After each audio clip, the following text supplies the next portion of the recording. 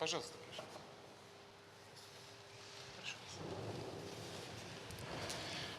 Уважаемые коллеги, добрый день. Как вы знаете, 7 мая был подписан указ президента России о национальных целях развития, о наших важнейших долгосрочных приоритетах, о фундаментальных задачах, стоящих перед обществом и государством. А это прежде всего, мы с вами постоянно об этом говорим, это прежде всего сбережение народа, укрепление здоровья людей и повышение благополучия российских семей. Новые возможности для того, чтобы каждый человек мог максимально раскрыть свои способности и таланты, добиться успеха. Это создание комфортной и безопасной среды для жизни, улучшение экологической ситуации в городах и поселках.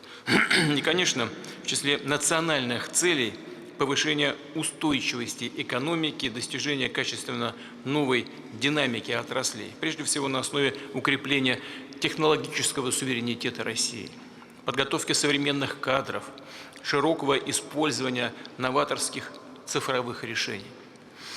По всем этим направлениям до 2030 года и на перспективу до 2036 установлены конкретные ориентиры и задачи. На многих из них было сказано и в послании Федеральному собранию в феврале этого года. Повторю, что главная содержательная работа по достижению национальных целей ведется, конечно, не в кабинетах, мы всегда с вами об этом говорим, да? Она идет на местах, в субъектах федерации, в наших городах и поселках. А это значит, что определяющую роль здесь играют усилия региональных и муниципальных команд, предпринимателей, общественных объединений, да, и инициативы граждан, не в последнюю очередь. Поэтому закономерно, что сегодняшнее заседание Совета по стратегическому развитию мы проводим совместно с комиссиями Государственного совета, с коллегами из субъектов федерации. Я знаю, с утра вот мы с некоторыми сотрудниками администрации об этом уже говорили. Знаю, что вчера в формате круглых столов вы обсуждали, как наиболее эффективно выстроить работу по достижению национальных целей, как максимально четко, слаженно наладить взаимодействие органов власти на всех уровнях. Рассчитываю, что руководители регионов, председатели профильных комиссий Госсовета расскажут об итогах этих дискуссий, представят свои рекомендации правительству перед финальным этапом проработки всех деталей национальных проектов. Я прошу коллег внимательно проанализировать предложения субъекта федерации и дополнительно, неформально, а по существу нацелить министерство на активное привлечение регионов, гражданского общества, бизнеса к подготовке новых национальных проектов. Повторю, речь идет не о проектах отдельных ведомств, а о масштабных, взаимоувязанных программах, которые должны работать на решение общих системных задач, важных для всех граждан страны. До конца лета национальные проекты должны быть составлены и скоординированы между собой. Мы с вами знаем, у всех на слуху основные задачи будущего страны в значительной степени решаются на линии боевого соприкосновения. Никогда не нужно об этом забывать. И мы все вместе, вот все, кто здесь сидят, и все ваши команды на местах, все должны работать именно так, как наши ребята работают на линии фронта. Работать надо постоянно, напряженно, понимая, в какой момент истории России мы с вами работаем. И именно из этого выстраивать и цели, задачи, и сам стиль работы сегодняшнего дня. Должно быть все согласовано между различными ведомствами и уровнями власти. Внесены на рассмотрение Совета по стратегическому развитию. И, конечно, нужно в деталях проработать их финансовую часть. Напомню, что для этого мы расширили горизонт финансового планирования государства с 3 до 6 лет. Да, в дальнейшем проекты, конечно же, будут дополняться новыми инициативами. Жизнь будет вносить свои коррективы, это естественно, но уже сейчас можно сказать, что расходы на национальные проекты станут ядром наиболее весомой части бюджета развития на федеральном и региональном уровнях, а значит и ключевым направлением для всех уровней власти. Убежден, несмотря на объективные трудности, которые нам пытаются создать из-за рубежа, и несмотря на текущие испытания, с которыми мы сталкиваемся, у нас, тем не менее, есть все возможности, ресурсы, кадры для реализации намеченных планов, для уверенного, долгосрочного, комплексного развития России, наших территорий, регионов, населенных пунктов. При этом, вновь обращу внимание, результат нацпроектов будем оценивать не потому, сколько мероприятий проведено или какой объем средств освоен, а потому, как достигаются национальные цели развития, как реально меняется жизнь людей и, конечно, как сами граждане оценивают эти изменения. Я прошу участников нашего совещания исходить из этих принципиальных соображений. Давайте начнем работать. Слово Андрею Сергеевичу Никитину. Пожалуйста, Андрей Сергеевич. Уважаемый Владимир Владимирович, уважаемые коллеги, хотел бы сказать несколько слов о важнейших задачах, которые сформулированы в национальном проекте «Семья». Новый нацпроект будет содействовать приросту ожидаемой продолжительности жизни. Программы по уходу, по охране материнства и детства, системе долговременного ухода, модернизации и строительству социальных учреждений оказывают существенное влияние на этот показатель и, конечно, поддерживаются губернаторским корпусом. В них вовлечен практически каждый житель нашей страны. Большой шаг сделан в цифровизации социальной сферы. Находясь дома, человек может записаться к врачу, посмотреть анализы в личном кабинете, подобрать пакет мер соцподдержки. Все это дает людям новое качество жизни. И эти направления, конечно, нужно продолжать. Сегодня преодолены риски бедности, риски роста бедности. Мы достигли показателя по стране 8,5%. Существенный вклад здесь вносит единый подход к мерам соцподдержки населения и программа социальных контрактов. С Министерством труда мы согласовали механизмы расширения возможностей соцконтракта для многодетных семей на новый цикл национальных проектов. Снижению уровня бедности будет способствовать и ваше поручение по введению новых подходов к системе оплаты труда с 2027 года для работников бюджетной сферы и ускоренное повышение минимального размера оплаты труда. Наш стратегический приоритет – это повышение суммарного коэффициента рождаемости до 1,6 к 2030 году. Здесь нужны особые и очень важные решения. Хотел бы начать с практики. По вашему поручению в этом году Новгородская, Тамбовская и Пензенская область стали пилотными регионами по выходу из так называемой демографической зимы. В рамках федерального пилотного проекта по повышению рождаемости мы проводим анализ проблем репродуктивных установок именно в малых городах и населенных пунктах. У нас это Валдай, Боровичи и Старая Русса. В ходе работы стало очевидно, что решение создать семью и родить ребенка связано не только и не столько с социальной политикой. На это влияет целый ряд факторов в разных сферах жизни людей. Жители называют такие приоритеты в порядке важности. Первый – это новое жилье. Напомню, в малых городах у нас уже очень давно не строилось нового жилья. Второе – это, конечно, развитая инфраструктура и благоустроенная территория проживания. Ну и, безусловно, высокое качество медицинской помощи и наличие современного медицинского оборудования. Те средства, которые мы получили в рамках пилота, мы направили на обновление коммунальной, транспортной инфраструктуры, на ремонт молодежных центров, строительство семейных МФЦ и уличных спортивно-игровых площадок. Мы привлекли застройщиков для строительства многоквартирных домов. Это было непросто, потому что, конечно, застройщикам выгодно застраивать большие города и большие площадки. И сегодня, хотя пилот начался у нас с января, мы уже видим хоть небольшой, но рост рождаемости, рост постановки женщин на учет. Наш резерв – это малые города и населенные пункты. Там живет более 40 миллионов человек. Именно там должна формироваться комфортная среда для жизни. Нужно обеспечить возможность следовать принципу «работай там, где живешь», а не наоборот. Уважаемый Владимир Владимирович, у нас вчера была живая дискуссия, связанная с вопросами демографии и принципами распределения финансовых средств. При этом постоянно звучал термин «экономическая эффективность национальных проектов». Но если брать только его за основу формирования нацпроектов, мы можем не выйти на решение демографических задач. Только когда мы сами искренне поверим в целесообразность развития наших малых городов и поселков, в это поверят инвесторы и предприниматели. Они сейчас не приходят в такие города, потому что нет соответствующей инфраструктуры, как следствие, там и не формируются точки экономического развития. Поэтому, на наш взгляд, единственная возможность реализовать национальные цели развития в части демографии – это поставить на первое место во всех национальных проектах интересы семьи. В связи с этим предлагаю провести аудит всех разрабатываемых сейчас нацпроектов и принципов распределения финансовых средств в интересах демографической политики. Понять, что все, что мы делаем, реально направлено на интересы семей и детей. Наверное, есть целесообразность разработать некий стандарт малого города или населенного пункта. Он должен отвечать на такие простые вопросы: какая инфраструктура, какие услуги и сервисы должны быть в комфортном городе, какое качество жилищно-коммунального хозяйства. И далее оценить на соответствие стандарту все национальные проекты с акцентом на регионы так называемой демографической зимы.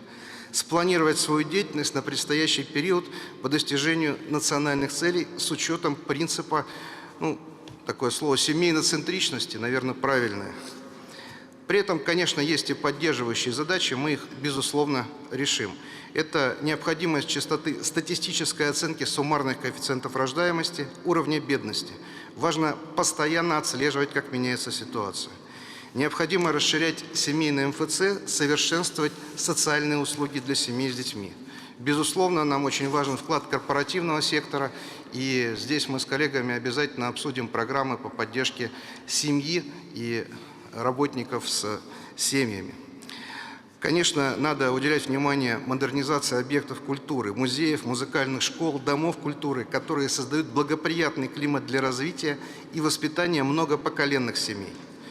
И последнее. Нам необходимо подумать о расширении программ подготовки управленческих команд, государственных и муниципальных, тех самых людей, которые и будут реализовывать национальные цели на уровне наших субъектов и наших муниципалитетов. Уважаемый Владимир Владимирович, у нас принципиально важная задача сделать так, чтобы нашим семьям, нашим родителям, нашим гражданам было комфортно рожать детей, комфортно их воспитывать в нашей великой и прекрасной стране. И я считаю, что у нас есть все шансы сделать это в рамках сегодняшних национальных проектов. Спасибо. Спасибо. Только вот вы сказали про аудит, необходимо его провести. Вчера совещались. Вот это есть аудит, или этого недостаточно? А? Предварительно. Да? Нажмите, пожалуйста. Да. Да, пожалуйста, ваш комментарий какой-то есть?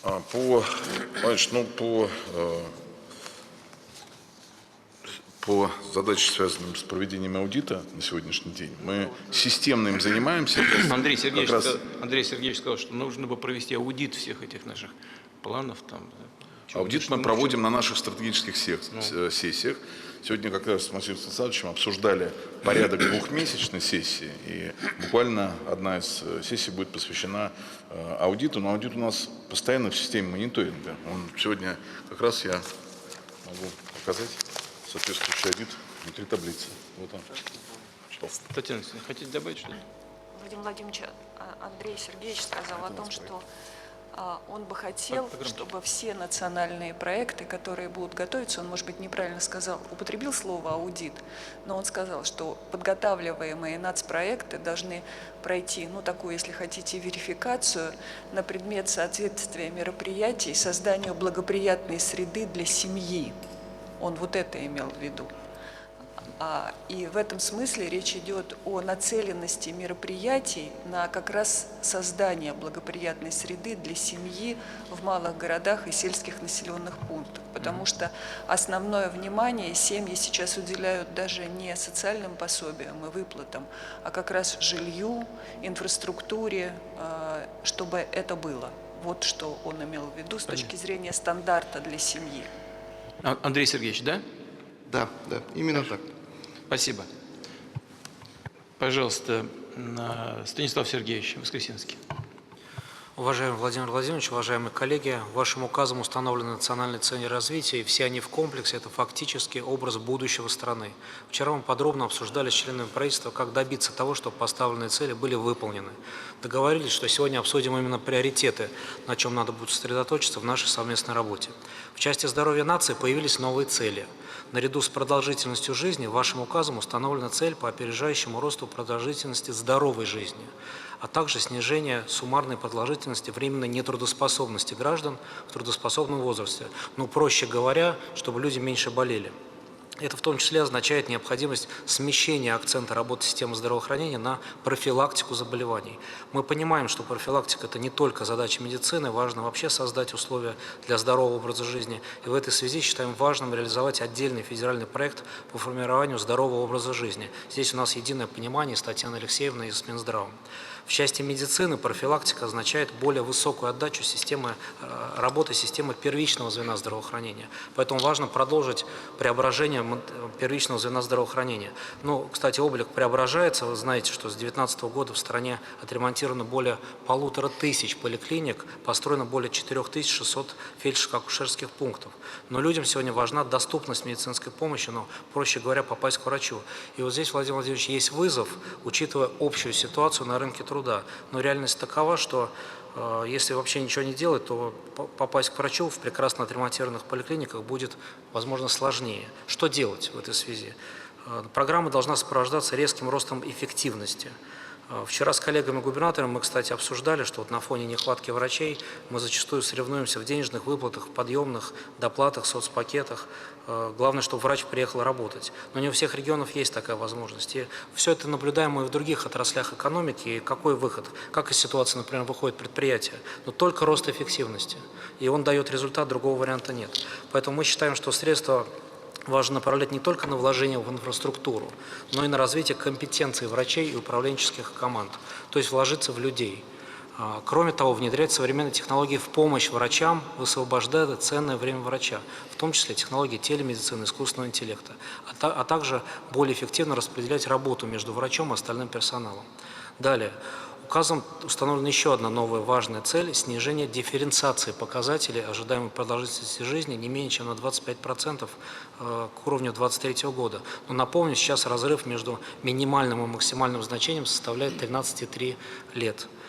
Во многом это связано, не во всем, но во многом, с различиями в уровне системы здравоохранения между регионами. И мы здесь в этом смысле поддерживаем Минздрав, имея в виду скорректировать подход к распределению денег по модернизации первичного звена здравоохранения, имея в виду использовать не только численность населения, но и реальное состояние системы здравоохранения, а также плотность населения. Это особенно важно для коллег с Дальнего Востока. Теперь по финансированию. По условию софинансирования программы модернизации первичного звена вами, Владимир Владимирович, в 2019 году по итогам Госсовета по здравоохранению было установлено соотношение 90/10, имея в виду 90 федеральный бюджет, 10 софинансирование со стороны регионов.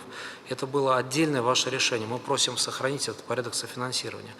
И последнее, это касается и здравоохранения, и вообще, продолжая тезис Андрея Сергеевича Никитина, среды дружелюбной для семей с детьми. Речь идет о детском здравоохранении. Но, кстати говоря, здесь есть результаты. Я напомню, с 2018 года младенческая смертность в нашей стране снизилась почти на 20%, если быть точным, на 17,6%.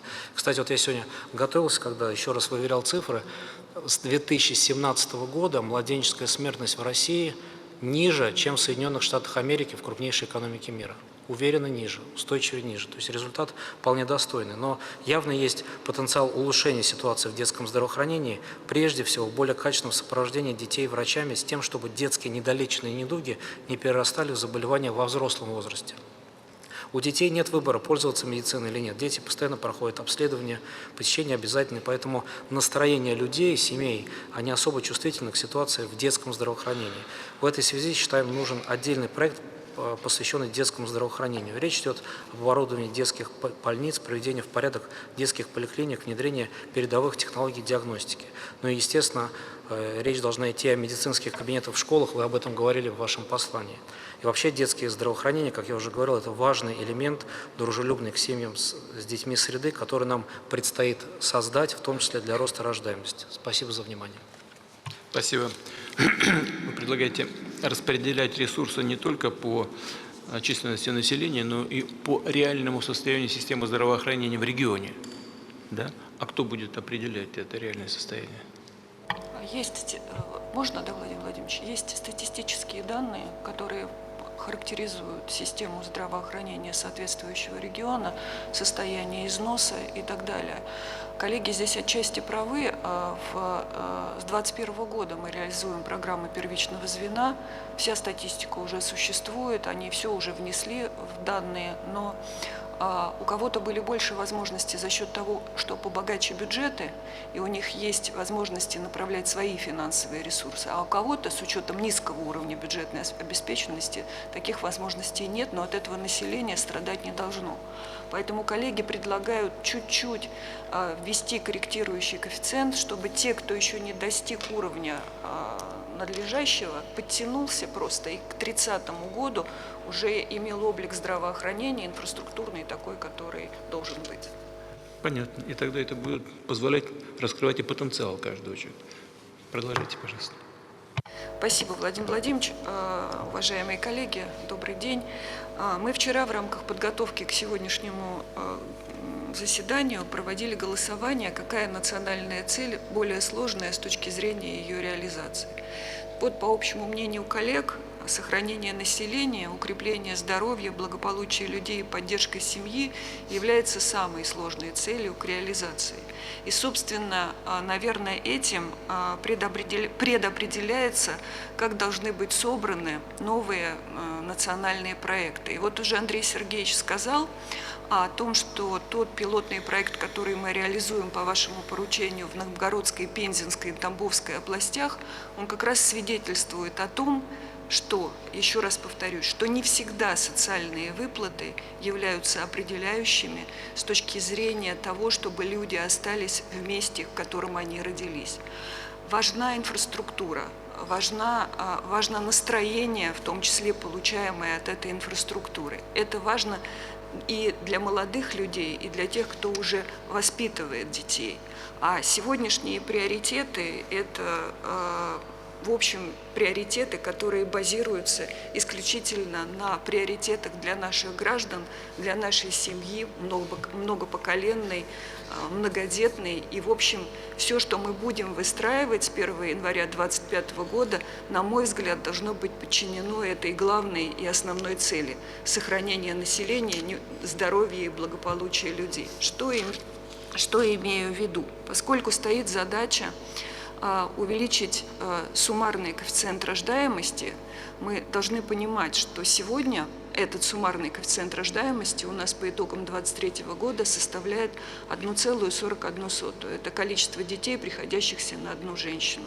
Вы поставили задачу к 30 году достигнуть этого показателя 1,6, а к 36-му 1,8. Кажется, разница небольшая. Но усилия, которые мы должны предпринять не только на федеральном уровне и не столько на федеральном уровне, поскольку жизнь проходит в регионах, должны быть абсолютно совместными. И здесь очень важна именно совместная работа, которую будут осуществлять и федеральные власти, и регионы. Поэтому очень важно, чтобы сейчас в рамках той подготовительной работы, которую мы осуществляем, мы с коллегами об этом договорились, те региональные программы по повышению рождаемости, которые сегодня существуют у всех, сейчас были переосмыслены полностью. Переосмыслены исключительно исходя из тех приоритетов, которые свойственны для каждого региона, в том числе учитывая и национальные особенности региона, которые являются важными для решения демографических проблем. У нас каждый национальный проект состоит из множества мероприятий. Но те опросы, которые мы проводили и проводим в рамках пилотных проектов, и которые мы видим, говорят, что для какого-то региона или муниципалитета важна дорога, для какого-то школа, для какого-то больницы и так далее. Все это у нас рассредоточено в разных национальных проектах, но очень важно, чтобы не только национальный проект «Семья», «Продолжительная активная жизнь» или «Молодежь и дети», но и инфраструктурные проекты работали работали на семью, работали на то, чтобы создавать рабочие места, а значит доходы граждан. На мой взгляд, вот это ключевая вещь, которой мы все должны добиться. Поэтому, когда Андрей Сергеевич говорил об аудите, он говорил о том, чтобы каждый нацпроект соответствовал нуждам, что ли, если можно так сказать, семьи. Особое внимание хочу привлечь к тому 41 региону, который по итогам 2023 года имеет суммарный коэффициент рождаемости ниже, чем среднероссийский. Здесь, по вашему поручению, вы предложили выделить этим регионам дополнительно в течение 6 лет еще 75 миллиардов рублей. И здесь тоже очень важно, чтобы коллеги выбрали те мероприятия, которые точечно будут воздействовать на проблему, которую мы решаем. Также хочу обратить внимание коллег на приведение своих нормативных актов в соответствии с вашим указом, который вы приняли по поддержке многодетных семей. Совсем недавно на Совете законодателей в Санкт-Петербурге мы этот вопрос под руководством руководителей 2 палат рассматривали. Но должна проинформировать, что сегодня, к сожалению, еще 27 регионов свои решения о приведении нормативных актов в соответствии с вашим указом не приняли. А это значит ожидания людей, которые на сегодняшний день пока не реализованы. 18 из этих 27 регионов рассматривают сейчас эти документы, я думаю, что в ближайшее время примут. Но я хочу обратиться к коллегам, чтобы как можно скорее эти решения были приняты. Мы со своей стороны с 1 июля запускаем по вашему поручению ресурс, который будет мониторировать ситуацию с обеспеченностью и реализацией тех мер, которые предусмотрены вашим указом и получили продолжение в нормативных актах регионов. Для чего нам это нужно? Нам это нужно для того, чтобы опрозрачить это, чтобы многодетные семьи видели, какого рода поддержка им причитается в различных субъектах Российской Федерации, и если необходимо, то, соответственно, достраивали эти меры поддержки, как вы в выступительном слове сказали, что, конечно, будут меняться условия, и, значит, будут уточняться те решения, которые мы сегодня принимаем. Также я хотела бы обратить внимание на то, что нашей главной задачей вот в этой сложной проблеме продолжает оставаться формирование позитивного образа семьи на основе укрепления традиционных духовно-нравственных ценностей. Еще раз повторю, мы имеем тенденцию к увеличению многодетных семей, но пока эта тенденция незначительная, и нам ее нужно укреплять. Мы приняли решение сейчас, что в рамках нового национального проекта «Семья» будет выделен федеральный проект по культуре для семьи и по семейным ценностям, чего, в принципе, у нас раньше не было, но мы надеемся, что это будет реализовано, и наши коллеги из Минкультуры активно включились в этот процесс. Коллеги уже говорили о показателе ожидаемой продолжительности жизни. Вы помните, что по итогам 2023 года он самый высокий за все предыдущие года, 73,4 года, но показатели 78 к 30 и 81 к 36 серьезные, нам их надо достигать. И, конечно, здесь нам в поддержку национальный проект, который мы будем реализовывать с 1 января 2025 года, это продолжительная и активная жизнь. Что касается ожидаемой продолжительности здоровой жизни, о котором вы тоже сказали в указе, о том, что его необходимо увеличивать, то по итогам 2023 года этот показатель у нас составил 61,4 года и на 1,5 года возрос по сравнению с 2022 годом. Но нам все равно нужно будет стремиться всеми доступными для нас ресурсами к улучшению этого показателя. Что касается нового нацпроекта «Продолжительная и активная жизнь», то в отличие от проекта, который реализуется сейчас, он будет носить целостный характер, начиная от здорового образа жизни, профилактики, инфраструктуры и кадров до содержательного наполнения, то есть оказания соответствующей медицинской помощи. Коллеги сказали о кадрах. Совсем недавно в Государственной Думе мы очень предметно обсуждали тему о кадрах. Мы пришли к выводу, Владимир Владимирович, что сейчас, с учетом того арсенала, плюс дополнительного, который мы будем отрабатывать, по каждому региону Российской Федерации должен быть подготовлен свой план обеспеченности кадров системы здравоохранения. И мы такую работу проведем. Неважно, как это будет, вахтовым методом, привлекая ординаторов 2-го года обучения, земским врачом или земским фельдшером, теми выплатами, которые вы повысили. Весь этот арсенал будет работать на обеспечение кадрами системы здравоохранения. Хочу обратить внимание еще на один момент. Мы планируем, что к 2030 году доля граждан, которые состоят на диспансерном учете и страдают хроническими неинфекционными заболеваниями, составит не менее 90%. Почему привлекаю к этому показателю внимание? Потому что если этот показатель мы исполнят все субъекты Российской Федерации, значит, мы вовремя выявляем заболевания, вовремя оказываем медицинскую помощь, и от этого, конечно, зависит, безусловно, качество лечения. Также хочу обратить внимание коллег на то, что у нас, помимо тех дополнительных ресурсов, которые вы определили в поддержку этих национальных проектов, этой национальной цели, есть другие ресурсы. Программа государственных гарантий, есть средства субъектов. Все это должно работать на достижение национальной цели. Не может обособленно быть дополнительные деньги и те деньги, которые находятся в базе. И учитывая опыт реализации, я завершаю, я бы очень просила коллег, чтобы не останавливать этот процесс и плавно войти в 2025 год, уже сейчас завершить территориальное планирование по тем объектам, которые мы хотим строить и реконструировать, по тем объектам, которые предполагаем, должна быть подготовлена проектно-сметная документация, чтобы мы плавно вошли в 2025 год.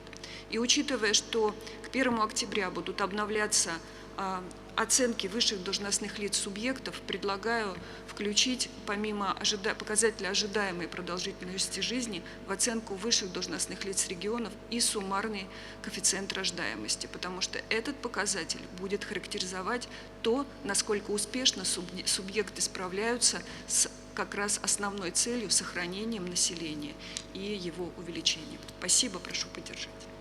Спасибо большое. Татьяна Алексеевна говорила и о демографической политике, поддержке семей и так далее. Вот Артюхов Дмитрий Андреевич продолжит вопросы молодежной политики. Спасибо. Уважаемый Владимир Владимирович, уважаемые коллеги, благодарим вас за решение об отдельном национальном проекте «Молодежь и дети». Это большая ответственность и огромный вызов для всех нас. Нацпроект напрямую касается 50 миллионов наших жителей, это ребята от 3 до 35 лет, а если учесть их родителей, то по сути каждого. Национальная цель звучит так: реализация потенциала человека, развитие его талантов, воспитание патриотичной и социально ответственной личности.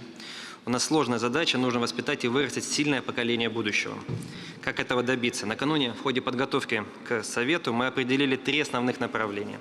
Это развитие талантов и способностей, расширение инфраструктуры и, главное, это подготовка компетентных кадров. С этого и начнем.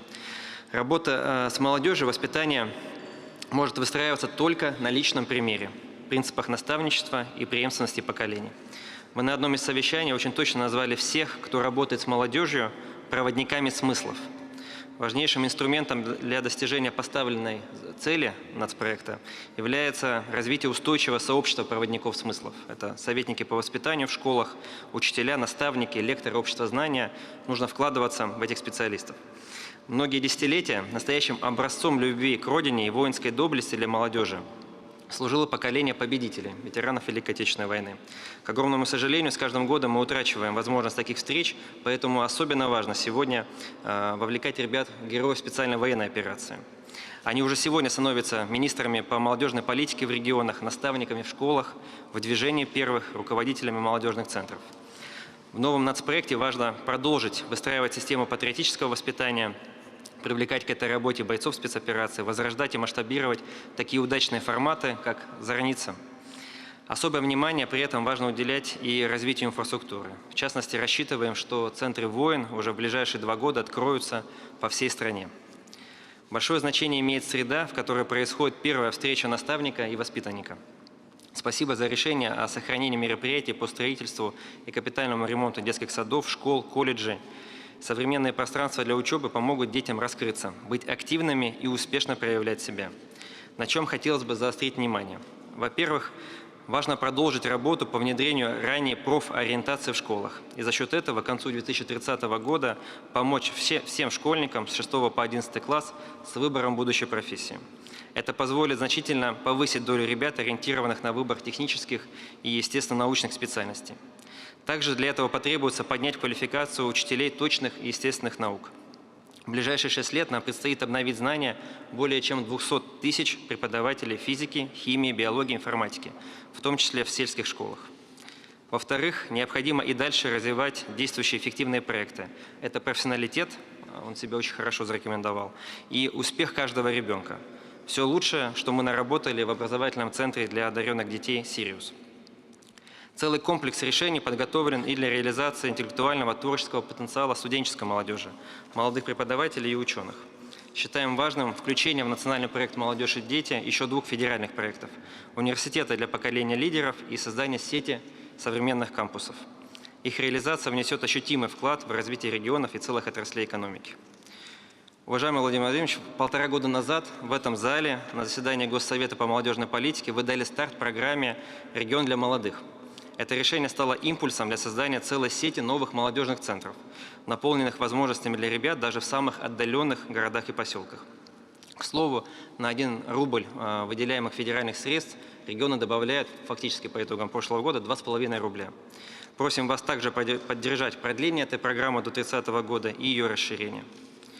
Вы хорошо знакомы с работой наших крупнейших круглогодичных молодежных образовательных центров Машук в Пятигорске, Таврида в Крыму, Сенеж здесь в Подмосковье, Истоки в Псковской области.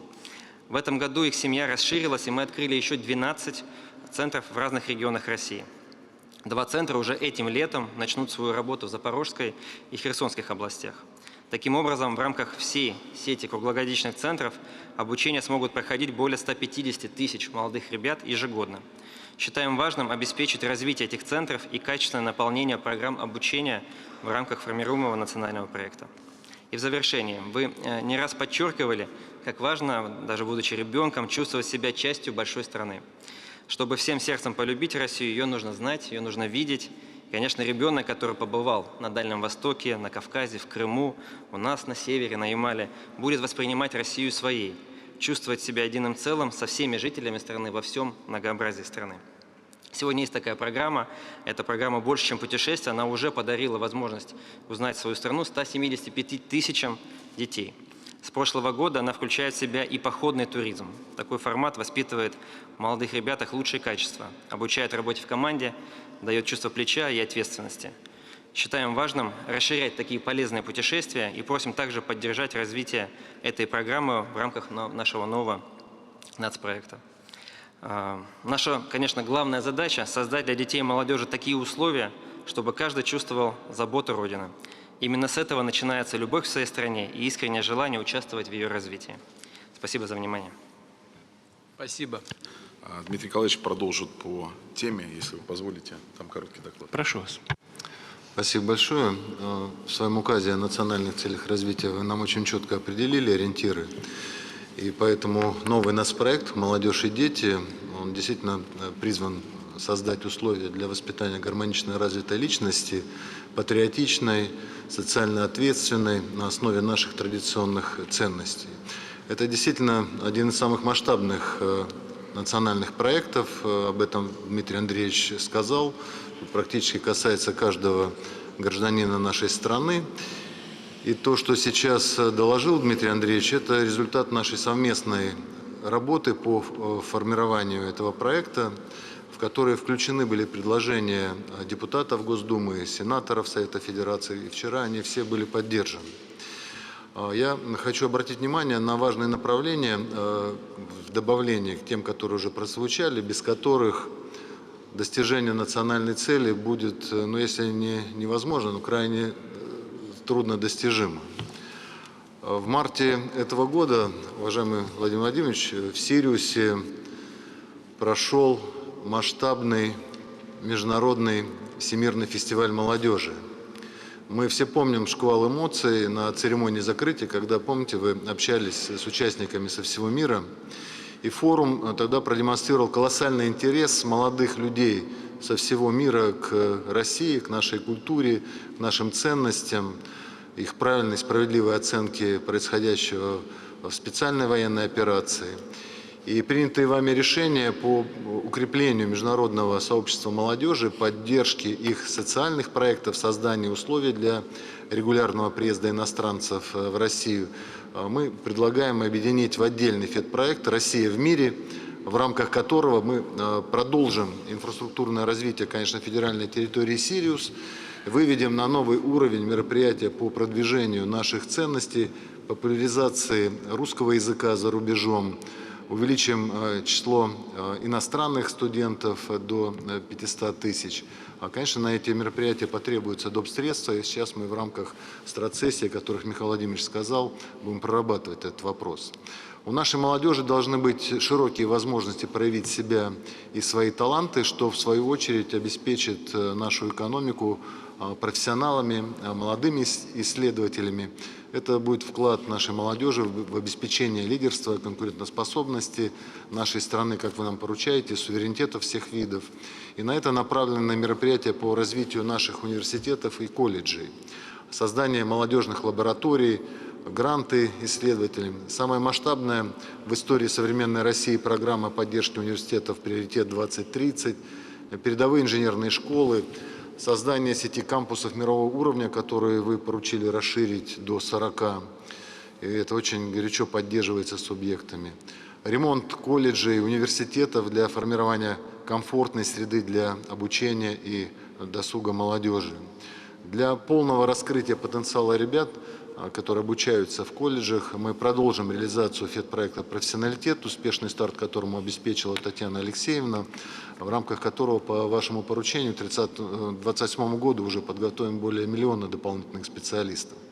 А для этого планируем к 2030 году в проект включить все регионы и создать новые так называемые модельные кластеры.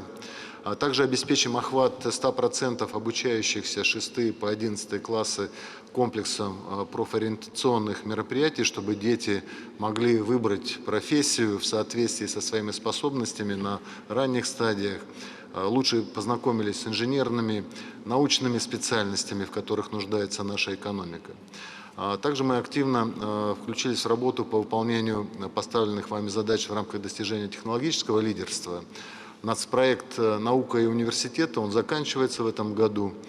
Он успешно создал необходимые условия, заделы для развития интеллектуального потенциала нашей страны, технологий, инноваций. И в рамках ваших решений, указа отдельного по формированию единой системы управления наукой, на уровне правительства создана и функционирует комиссия по научно-технологическому развитию, и новая амбициозная задача по достижению технологического лидерства решается совместными усилиями за счет комплекса мероприятий отдельной государственной программы 47-й, это научно-технологического развития России, где консолидированы все научные и образовательные бюджеты. И чтобы реализовать вот этот сформированный ранее технологический задел, я прошу поддержать продолжение мероприятий, которые были в нацпроекте, который заканчивается в 2024 году, «Наука университета», уже в составе госпрограммы этой, начиная с 2025 года, что было бы логично. Это и научно-образовательные центры мирового уровня, и обновление приборной базы, и грантовые поддержки ФНТП, научные центры мирового уровня. Это все были прямые ваши поручения. И эти программы, они крайне востребованы научным сообществом, технологическими партнерами. Прошу это поддержать. И разрешите, если не по повестке, еще управление спортом у нас сейчас в стране усилилось новыми полномочиями Алексея Геннадьевича Дюмина, Михаила Владимировича Дегтярева. Спортивное сообщество это очень позитивно восприняло. У нас за последние 4 года очень выросло количество систематически занимающихся спортом. И сейчас федеральный проект «Спорт. Норма жизни», он планируется включению в состав нацпроекта «Продолжительная и активная жизнь». Что, в принципе, конечно, он там может существовать, но мы тут все посоветовались и считаем, что имеет смысл обсудить и сформировать, может быть, комплексную государственную программу отдельную по спорту, куда вошли бы и инфраструктурные мероприятия, мероприятия по массовому спорту, включая фиджитал, крупные спортивные, подготовка резерва, поскольку они реализуются не только за счет средств федерального бюджета, но и за счет других источников. Ну, так примерно только 10% это федеральный бюджет, а остальное это средства регионов и иные источники. Так прошу поддержать.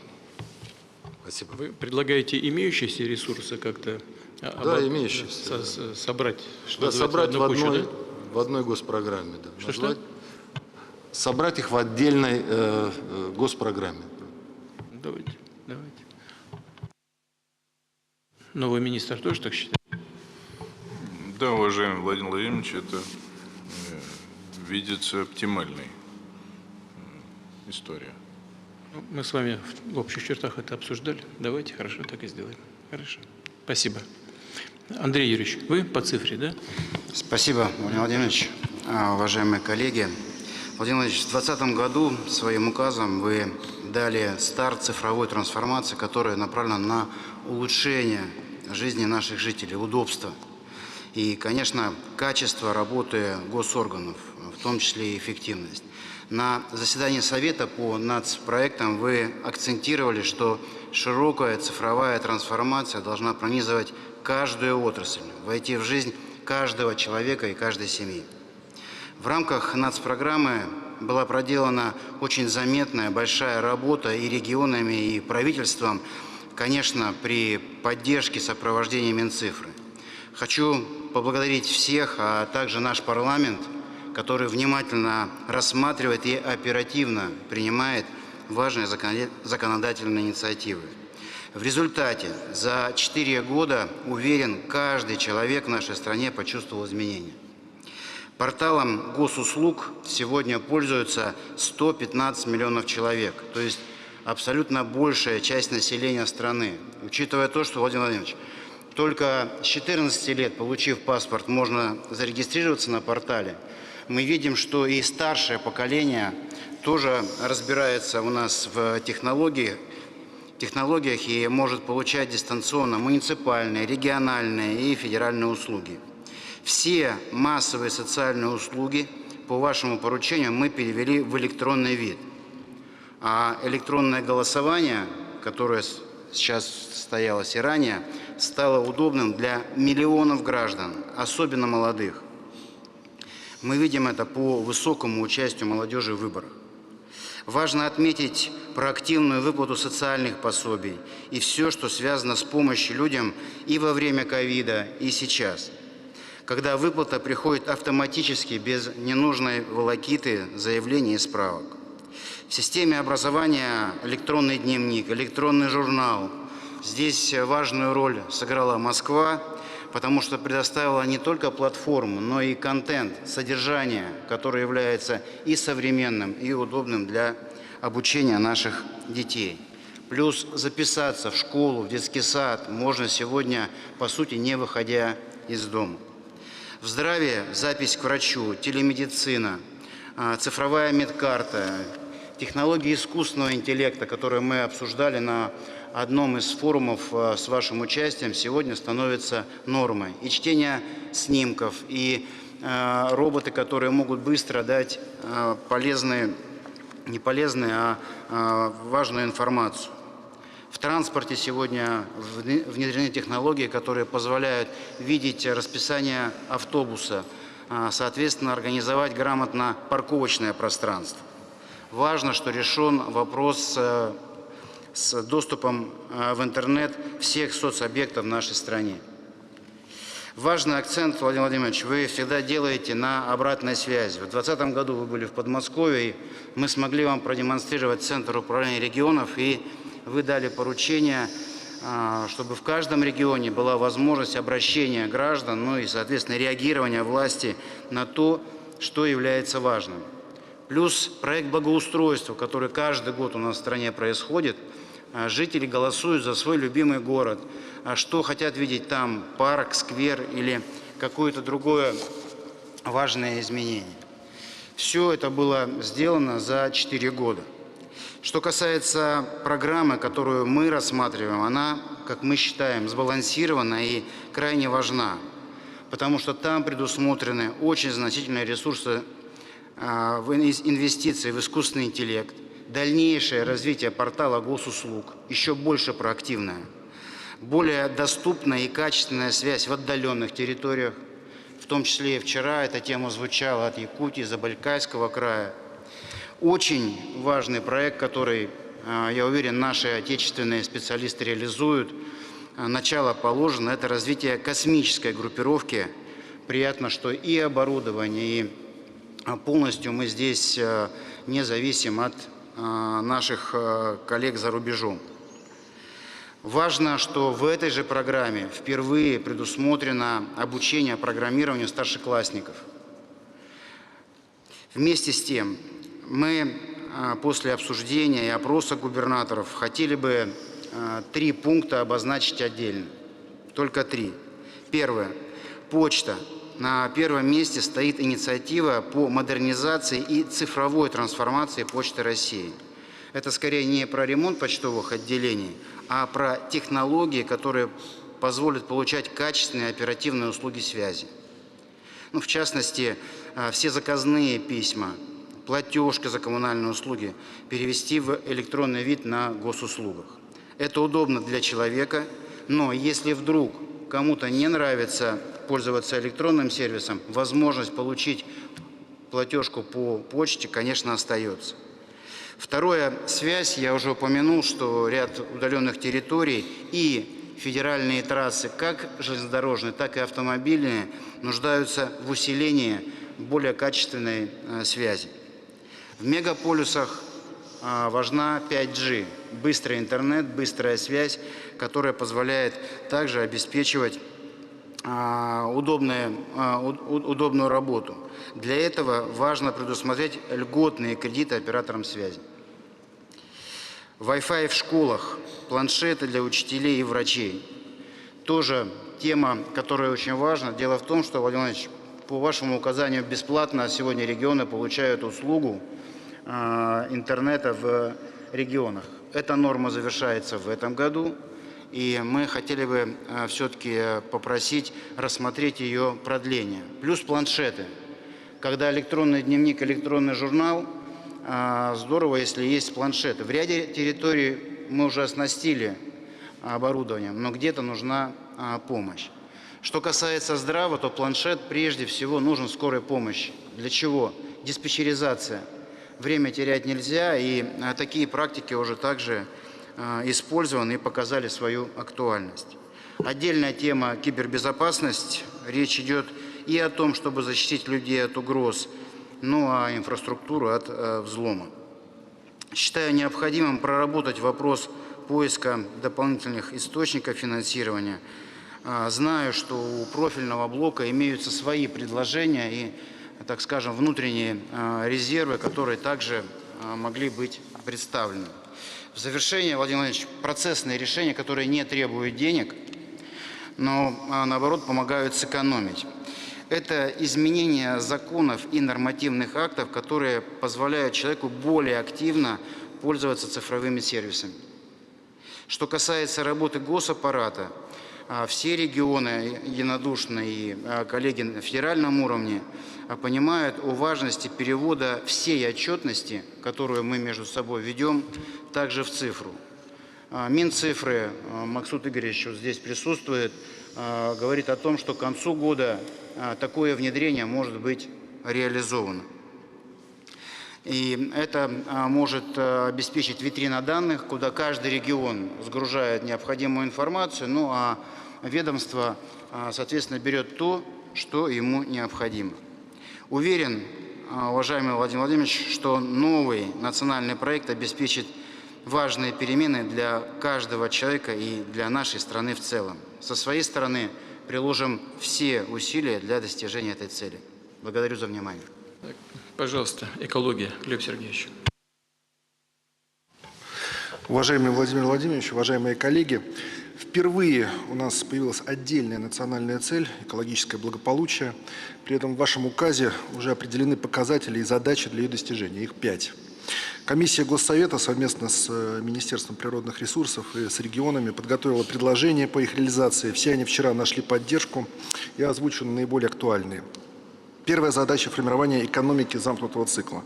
Мы поддерживаем продолжение мероприятий, которые в нацпроекте «Экология» реализуются в рамках федерального проекта «Комплексная система обращения с твердыми коммунальными отходами».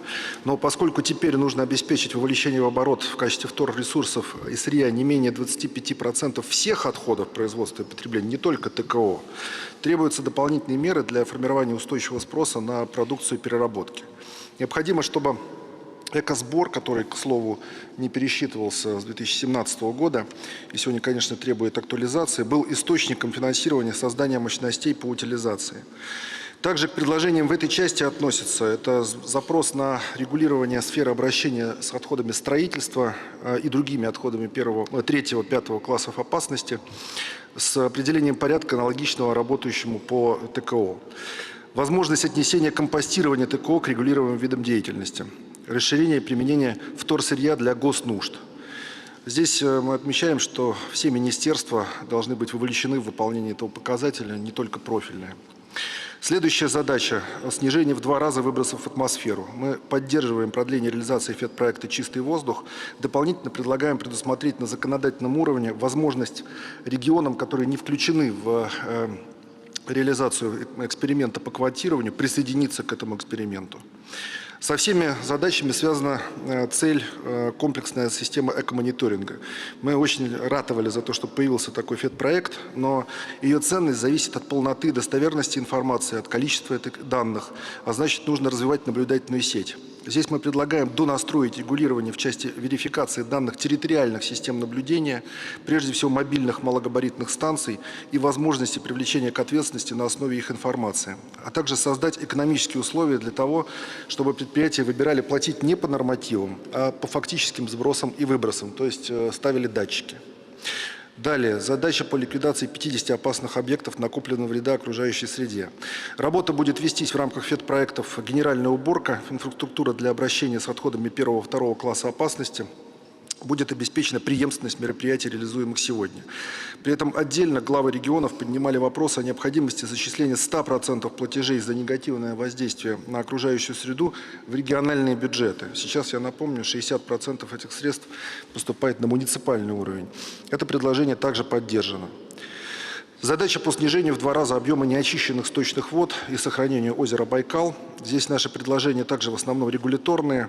Проектов по данному направлению было 3, а сейчас предлагается сделать 2, но тоже будет обеспечена преемственность мероприятий. При этом регуляторные предложения связаны с тем, что невозможно одномоментно привести в нормативное состояние очистные сооружения всех водоканалов, в которых износ оборудования в ряде случаев достигает 90%. Поэтому, чтобы предотвратить риски банкротства государственных и муниципальных предприятий, бесконтрольного перераспределения средств вне показателей нацпроектов через риски о возмещении вреда, мы предполагаем изменить подход к контрольной деятельности в этой части. Также нужно больше экономических инструментов обеспечения инвестиций в модернизацию оборудования водоканалов в малых городах, например, льготный лизинг. Если говорить про источники финансирования модернизации, мы все время с коллегами говорим про тарифы. Понятно, что мы не можем перекладывать все инвестиционные расходы на население, но мы поддерживаем позицию, чтобы регионам было дано право устанавливать обоснованный уровень оплаты услуг ЖКХ в случаях строительства и модернизации объектов коммунальной инфраструктуры, ну, очистных сооружений в частности, хотя бы для компенсации возрастающих затрат на их эксплуатацию. Ну и 5-я задача – это сохранение лесов и биоразнообразия, развитие особо охраняемых природных территорий и создание условий для экологического туризма. Как и все предыдущие, она не является новой. Вместе с комиссией по туризму мы включили предложение по развитию экологического туризма, в частности, по вопросу создания туристской инфраструктуры и повышения инвестиционной привлекательности отрасли, а также по вопросу ликвидации несанкционированных свалок на особо охраняемых природных территориях и совершенствования обращения отходов на таких территориях. Наконец, сквозное предложение для всех нацпроектов, которое коррелирует с наццелью устойчивая динамичная экономика. Мы сформулировали несколько принципов экологически ответственной экономики, в частности, ресурсная эффективность, производство долговечных вещей, отказ от неперерабатываемых материалов, программы адаптации к изменениям климата и другие. Считаем, что во многих нацпроектах должны появиться показатели, отражающие в том числе экологическую эффективность реализуемых мероприятий. Спасибо за внимание. Спасибо большое. Так, пожалуйста, и по вопросу, без которого не решается ни один другой вопрос. Это экономика и финансы. Алексей Леонидович, прошу. Уважаемый Владимир Владимирович, уважаемые коллеги, Спасибо, Владимир Владимирович, что Совет по стратегическому развитию национальным проектом проводится сейчас, весной. Это крайне своевременно. По итогам принятых решений у регионов будет возможность подготовиться к новому циклу, все четко спланировать. В соответствии с вашим указом определены национальные цели развития Российской Федерации. Для их достижения важен ряд системных решений по финансовому обеспечению этой работы. Прошедшие несколько недель прошли у нас в дискуссиях, вчера на семинаре, сегодня утром еще обсуждали, во многом договорились и эти подходы выносим на рассмотрение. Прежде всего, важным финансовым источником для регионов являются средства от списания 2/3 задолженности по бюджетным кредитам в соответствии с вашим решением, Владимир Владимирович, за что мы еще раз вас благодарим. По итогам всех обсуждений предлагаем следующее. Первое. У нас есть регионы с низкой бюджетной обеспеченностью. Возврат бюджетных кредитов они планировали фактически за счет новых коммерческих займов. По большому счету у этих регионов нет свободных средств. Дискуссий было много, но в итоге мы пришли к общему решению и просим поддержать особый порядок списания задолженности для регионов с низким РБО, меньше 0,65 до выравнивания. То есть установить для них возможность списания задолженности по бюджетным кредитам по отдельному порядку при условии использования соответствующего объема средств на инвест-расходы в части достижения национальных целей развития. Второе. Для регионов с более высоким РБО предлагаем предоставить возможность самостоятельно определять направление использования высвобождаемых средств. Поскольку регионы разные, закрепить максимально широкий перечень возможных видов инфраструктурных проектов и форм поддержки инвестиций. Например, к инфраструктурным проектам мы считаем, нужно отнести проекты в сфере ЖКХ, включая замену лифтов, проекты по обновлению общественного транспорта, проекты по развитию опорных пунктов и ряду других. А к поддержке инвестиций механизм НИПов, новых инвестиционных проектов, компенсацию выпадающих доходов региональных бюджетов от применения инвествычета, поддержку управляющих компаний особых экономических зон, ТОРов, промпарков, технопарков, декапитализацию региональных фондов развития промышленности, гарантийных и микрофинансовых организаций. После обсуждения на семинаре предлагаем согласиться с принципом, что на инфраструктурные проекты в сфере ЖКХ, исходя из приоритетности, должно направляться не менее 50% высвобождаемых от списания средств. То есть может быть и больше по решению региона, а остальное – это средства на иные инфраструктурные проекты и поддержку инвестиций. Третье. В части критериев отбора инфраструктурных проектов. Считаем важным избежать волокиты, долгого и сложного отбора и согласования проектов.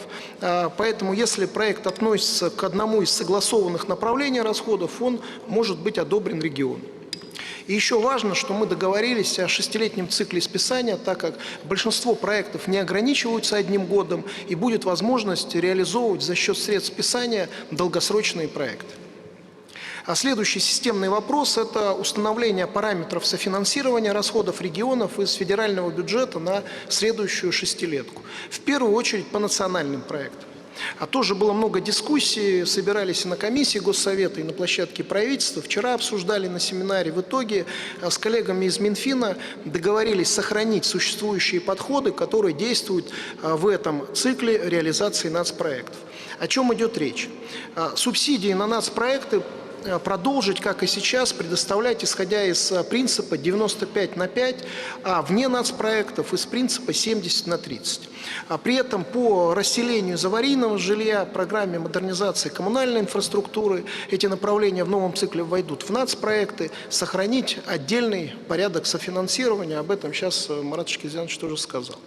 Расчет уровней софинансирования для нацпроектов произвести по текущему РБО и зафиксировать его на 3 года. А соответственно через 3 года зафиксировать новый.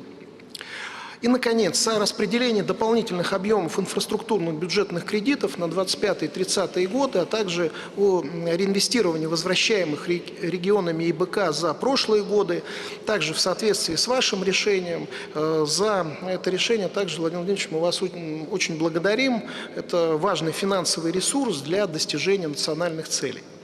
Здесь прежде всего в части распределения объемов ИБК предлагаем определить лимиты для регионов на 6 лет, чтобы регионы могли планировать расходы, делать проектно-сметную документацию и дальше по мере защиты этих проектов по действующему порядку осуществлять выборку средств. Мы говорили о том, чтобы объем средств по лимитам был в пределах 50-70% от общего объема, а остальное это конкурс или прямые ваши поручения. Соответственно, 50% от определенных для регионов лимитов ИБК распределять на проекты ЖКХ, оставшиеся 50% на иные проекты, в том числе в опорных населенных пунктах. Считаем, что в совокупности все эти механизмы и подходы позволят обеспечить финансирование расходов на достижение национальных целей развития.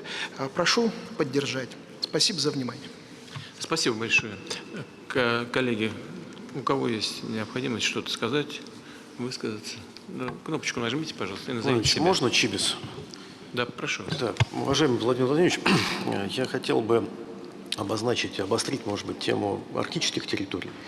Вот те национальные цели развития, для того, чтобы их обеспечить, добиться сохранения населения в наших регионах и его увеличения, конечно, с учетом изношенности инфраструктуры, стоимости ремонта и строительства, они требуют, на наш взгляд, такой приоритизации в рамках национальных проектов. Я вам докладывал, мы впервые за 33 года в Мурманской области нам удалось добиться того, что к нам приехало больше, чем уехало, вот в прошлом году, и в 7 раз снизить темпы снижения населения. Но понятно, что борьба за людей сейчас самое главное. Если мы не обеспечим опережающие работы в рамках национальных проектов на арктических территориях, то удержать эту планку будет невозможно. Мы эту тему обсуждали на рабочей группе Госсовета с участием Алексея Олеговича Кункова, с Юрием Петровичем Трутневым проговаривали. Я очень прошу зафиксировать решение по аналогии с Дальним Востоком, где это успешно работает, что арктические территории, те проекты, которые как раз в рамках национальных целей развития предоставляются, в том числе через мастер-планы и зафиксированные мастер-планах, они должны иметь определенные лимиты приоритетное финансирование. Это касается и темы здравоохранения, и аварийного жилья, и капитального ремонта с учетом той инфраструктуры, откровенно говоря, во многих населенных пунктах просто убитой, которую мы имеем. И вторая тема, которую хотел бы обозначить, она вот здесь не прозвучала, но коллеги этим занимаются, но очень важно, чтобы таким четким стержневым приоритетом в части транспортной инфраструктуры была зафиксирована тема Северного морского пути. И все, что связано с его развитием, включая стратегически важный проект, вы его поддерживаете, Владимир Ильич, это Мурманский транспортный узел и другую транспортную инфраструктуру, которая необходима для развития Северного морского пути.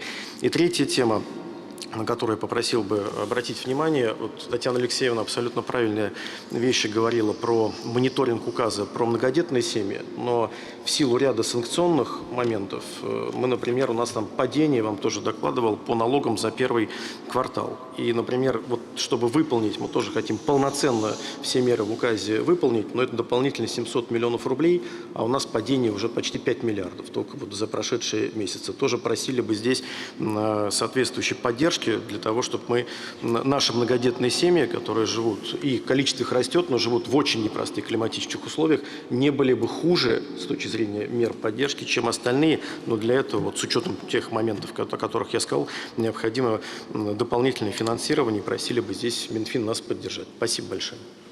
Хорошо, спасибо. Кто еще, пожалуйста? Все? Да, Михаил Владимирович, пожалуйста. Уважаемый Владимир Ильич, уважаемые коллеги, я коротко проинформирую о подготовке новых национальных проектов на период до 30 года и на перспективу 36-го. Соответственно, в соответствии с указом президента о национальных целях развития организована эта работа. Мы определили кураторов национальных проектов и я сейчас вот как раз хотел бы их назвать.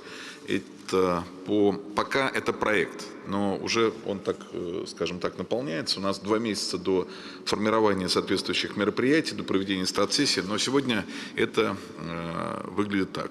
Первое – продолжительная и активная жизнь. Второе – семья. Третье – современные технологии сбережения здоровья. Четвертое – кадры. Голикова Татьяна Алексеевна. Далее – молодежь и дети. Пятое, шестое – туризм и гостеприимство, Чернышенко Дмитрий Николаевич.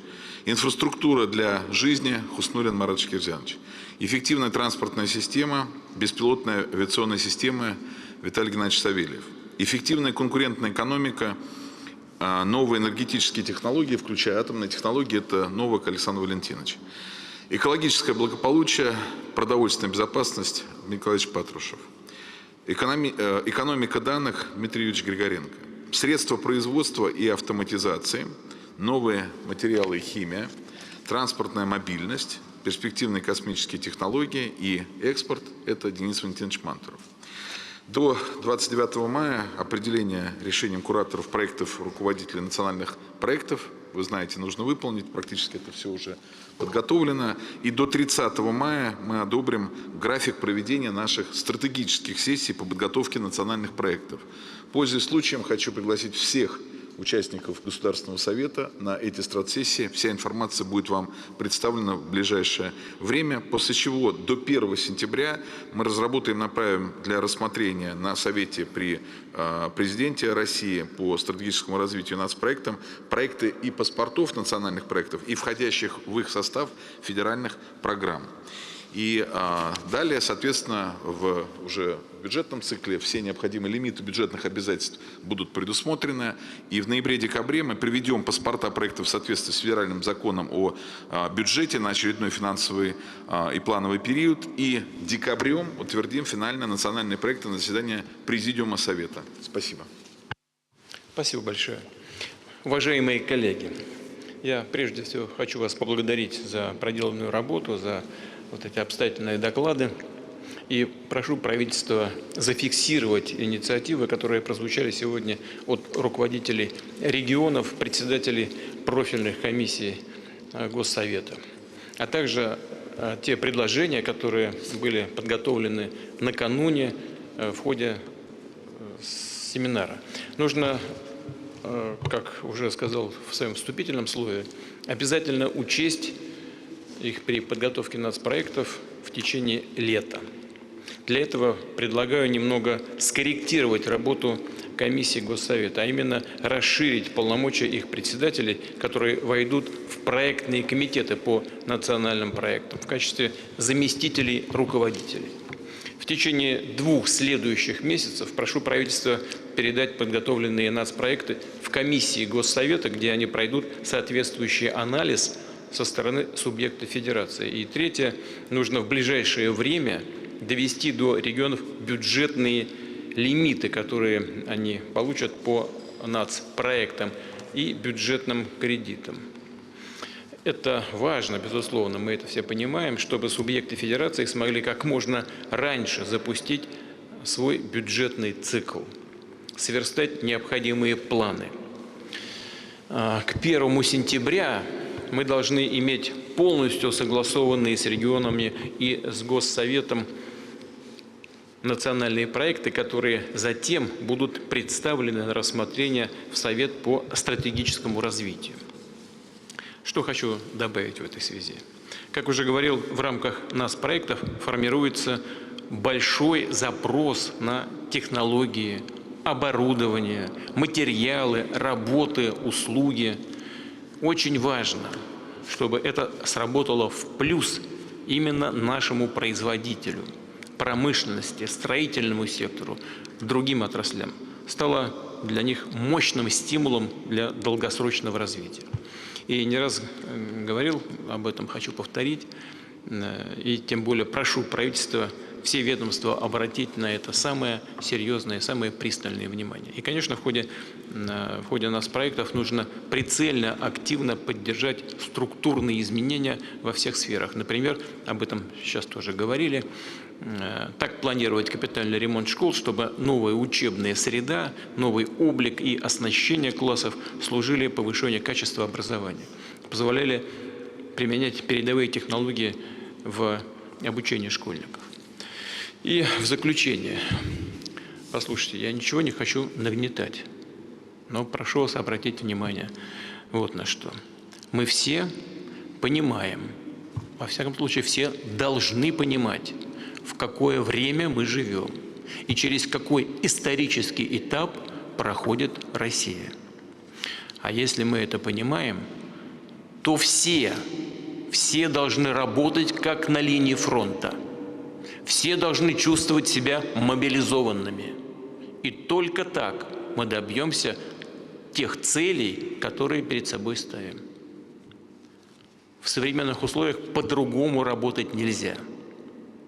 Нужно наладить тесное сотрудничество всех органов власти, исполнителей национальных проектов. Именно от этого будет зависеть эффективность нашей работы. И только тогда мы добьемся целей, которые ставим перед собой, как уже сказал, и которые нужны стране. Я еще раз всех вас благодарю за проделанную работу и надеюсь, что именно в таком режиме мы будем работать все ближайшие месяцы и последующие годы. Спасибо большое.